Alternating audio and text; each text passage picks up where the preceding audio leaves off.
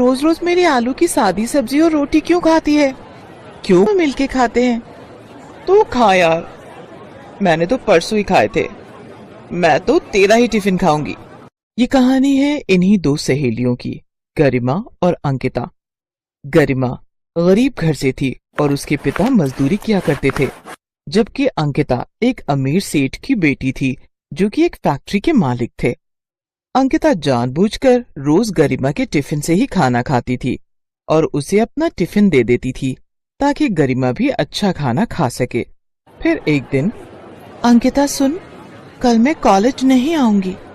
हैं? पर क्यों? तेरे बिना मेरा दिल कैसे लगेगा यार? वो मुझे पापा के साथ एक रिश्तेदार के यहाँ जाना है, जरूरी है। अच्छा, कोई लड़के वड़के का चक्कर तो नहीं है? हट पगली, ऐसा कुछ भी नहीं है। वो पापा के चाचा है ना, वो बहुत बीमार है, तो पापा के साथ बस उन्हें ही देखने जाना है। अच्छा, परसों तक तो आ जाएगी ना?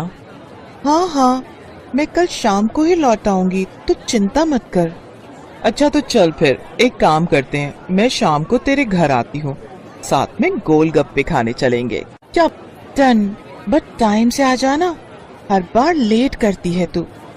अंकिता को पैसों की कोई कमी नहीं थी, लेकिन इस बात का उसे जरा भी घमंड नहीं था और अंकिता की यही बात गरिमा को सबसे जबकि गरिमा पढ़ाई में बहुत होशियार थी, इसीलिए अंकिता की पढ़ाई में बहुत मदद करती थी। फिर उसी शाम, गरिमा, ओ गरिमा, बाहर आना। अरे अंकिता, कैसी हो बेटी? नमस्ते अंकल, मैं ठीक हूँ, आप कैसे हैं? नमस्ते, मैं ठीक हूँ बेटी।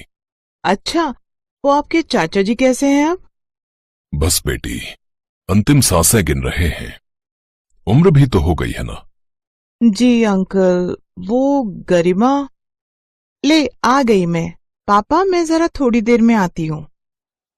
ठीक है, पर ज्यादा देर मत करना। अंकिता गरिमा को अपनी कार में बिठाकर बाजार ले गई और दोनों ने जी भरकर गोलगप्पे खाए। फिर दोनों काफी देर तक बातें करती रहीं, जिस वजह से गरिमा को घर लौटने में देर हो गई। और फिर गरिमा, तुम मेरी बात क्यों नहीं सुनती?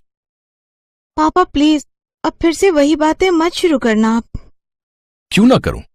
तेरे कहने पर मैं उस अंकिता के सामने कुछ नहीं कहता, पर बेटी तू मेरी बात समझ, ये सारे पैसे वाले एक जैसे ही होते हैं, पहले खुद ही हमारे भले बनते हैं और फिर। पर पापा, अंकिता वैसी नहीं है, मेरा यकीन कीजिए। तुझे मैंने लाख बार समझाया है, तू उसे पढ़ाती है ना, बस इसीलिए वो तुझसे दोस्ती का दिखावा करती है। तू देखना, एक दिन जब उसका मतलब निकल जाएगा ना, तो वो तुझसे बात तक नहीं करेगी। इधर किशोर गरिमा को समझा रहा था, तो दूसरी तरफ अंकिता के पापा सेठ अमरलाल भी गुस्से से अंकिता का इंतजार कर रहे थे। कहाँ गई थी अक्कू? वो मैं और गरिमा गोलगप्पे खाने गए थे पापा, बस मेन मार्केट में। अरे तो मुंशी जी को कह दिया होता, यही मंगवा लेते तुम्हारे लिए गोलगप्पे। पापा, पर गोलगप्पे खाने का मजा तो ठेले पर खड़े होकर ही आता है, और फिर कल गरिमा बाहर जा रही है तो। ओहो अंकिता, मैंने तुम्हें 1000 बार समझाया है, उस फटीचर से दूर रहो तुम, तुम्हारे स्टैंडर्ड को सूट नहीं करती वो।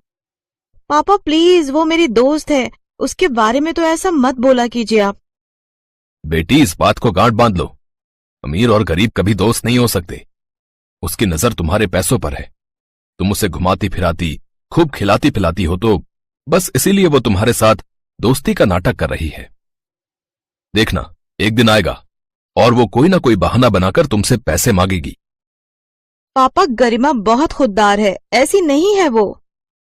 ये तो वक्त ही बताएगा बेटा कि कैसी है वो। फिलहाल तुम उससे दूर रहो, क्योंकि मैं तुमसे कह रहा हूं। अंकिता गुस्से में वहां से चली गई। अमरलाल भी अपने कमरे की तरफ बढ़ गए, लेकिन उन दोनों के अलावा भी वहां कोई था जो ये सब देख और सुन रहा था। असल में अंकिता गरिमा के घर अपना पर्स भूल आई थी, जिसे वापस देने के लिए गरिमा अंकिता के घर आई थी, लेकिन वो घर के दरवाजे को पार ना कर सकी, क्योंकि उसने वहीं पर अंकिता और अमरलाल की सारी बातें सुन ली थी। वो उदास होकर अपने घर चली गई, लेकिन इस बारे में उसने अंकिता से कभी कुछ नहीं कहा और ना ही गरिमा और अंकिता की दोस्ती में कोई फर्क आया। ऐसे ही वक्त बीता और फिर कॉलेज का आखिरी साल भी पूरा हो गया। कॉलेज के आखिरी दिन अंकिता पूरे कॉलेज में गरिमा को ढूंढ रही थी, लेकिन गरिमा का कहीं कुछ अता पता नहीं था क्योंकि वो तो अस्पताल में थी। डॉक्टर साहब, प्लीज मेरे पापा को बचा लो। देखो बेटी, हम पूरी कोशिश कर रहे हैं, पर इनकी तबीयत बिगड़ती जा रही है।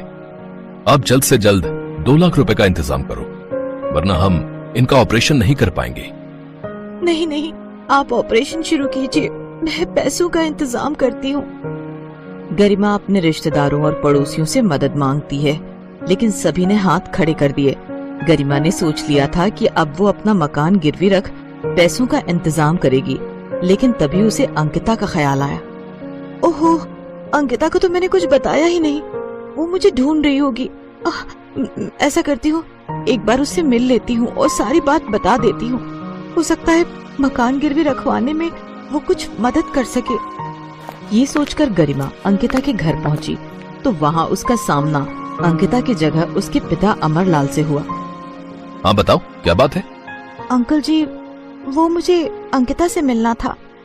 वो अपने मामा के घर चली गई है और अब वो वहीं रहेगी, तो तुम्हें उसे ढूंढने या मिलने की कोशिश करने की कोई जरूरत नहीं, समझी तुम? वो तुमसे कोई वास्ता नहीं रखना चाहती अब से। ये बात सुनकर गरिमा को बहुत बड़ा झटका लगा और उसे अपने पिता की कही बात याद आने लगी।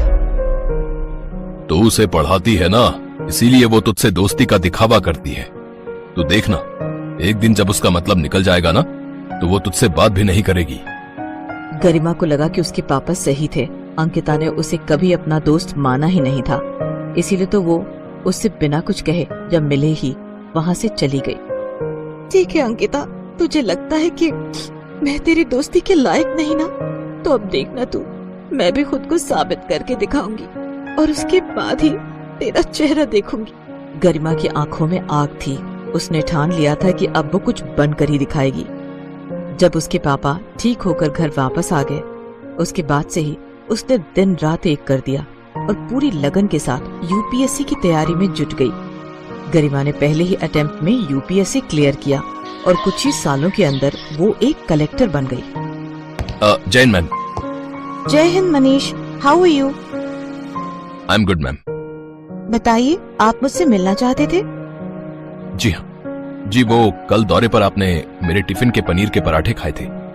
आपको वो पराठे बहुत अच्छे लगे थे ना, तो मैंने आज आपका डिनर फिक्स किया है अपने घर पर। Me and my wife will be very happy ma'am, अगर आप आते हैं तो। हाँ, क्यों नहीं, इट्स माई प्लेजर। तो आज की शाम पनीर के पराठों के नाम?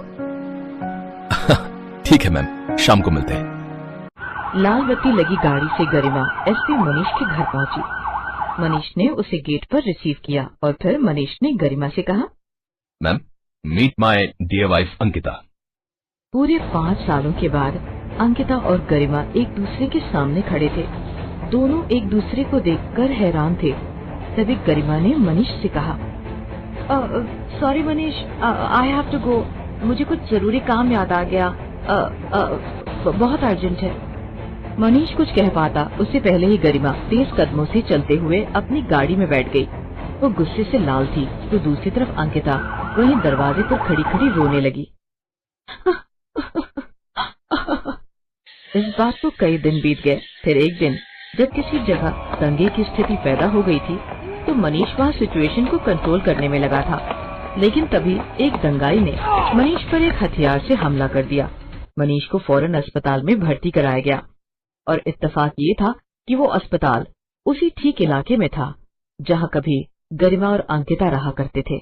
मनीष के घायल होने की खबर सुनते ही गरिमा और अंकिता फौरन अस्पताल पहुँचे, पर पहले अंकिता अस्पताल पहुँची। डॉक्टर साहब, प्लीज प्लीज मेरे पति को बचा लीजिए। देखिए वो, एक मिनट बेटा, आपको मैंने पहले कहीं देखा है। आप तो वही हो ना जिसने उस दिन उस गरीब की मदद की थी? हाँ, अंकिता, यही है ना आपका नाम? हाँ जी सर, पर आपने वो बात किसी को बताई तो नहीं ना? नहीं बेटी, पर तुम्हारी दोस्त आई थी बाद में, उसके हाथ में पैसे थे। सुना है अपने पिता को बचाने के लिए उसने अपना घर गिरवी रखा था, पर तुम्हारी मदद की वजह से उसका घर बिकने से बच गया। मैंने उसे नहीं बताया कि उसके पिता के ऑपरेशन के लिए सारे पैसे तुमने दिए थे। नहीं सर, वो मेरे पापा के पैसे थे। अपने दोस्त के पापा की जान बचाने के लिए असल में मुझे अपनी दोस्ती गिरवी रखनी पड़ी। पहले अपनी प्यारी दोस्त खो दी, लेकिन अब अपने पति को नहीं खो सकती मैं।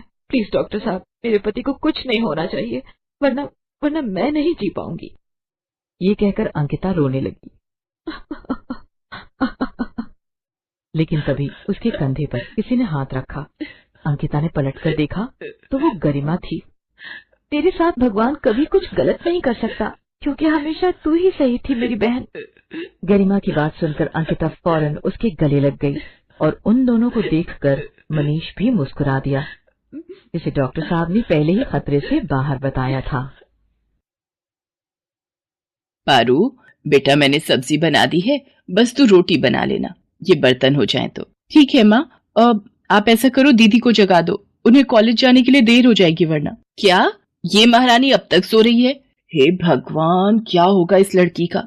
मोना, ओ मोना, उठती है या पानी की बाल्टी उड़े लूं तेरे ऊपर?